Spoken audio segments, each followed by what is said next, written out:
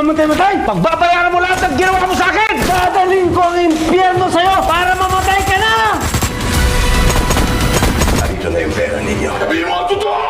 Saan mo ginamit ang pera ko? Tingin ng 1 milyon eh. Kapag nanalo ako, babawiin ko sa inyo. Sinong gusto mong umupo dito? Ako.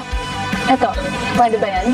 Kotse. Magkano naman halaga niyan? 19 million. Lucky 9, pero ako ang bangka. 8. Gary tayo.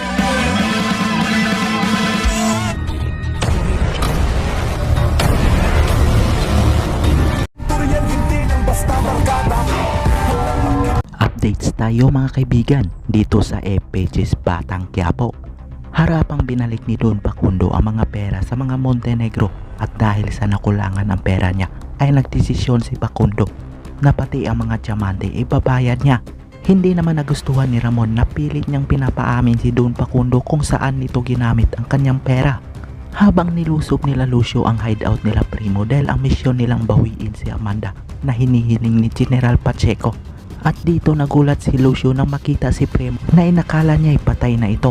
Dito na makakahanap ng pagkakataon si Primo na makabawi kay Lucio dahil sa pagtraidor nito. Tila naiinggit naman itong si Olga kay David na ikakasal na ito sa mga kabalyero dahil mas lalo itong lalakas kapag naituloy ang kasal. Sabi naman ni David na nakipagpatayan siya para lang mangyari ang araw na ito. Masakit naman para kay Camille na may ibang babae si David at plano pang magpakasal na magaganap na mamaya.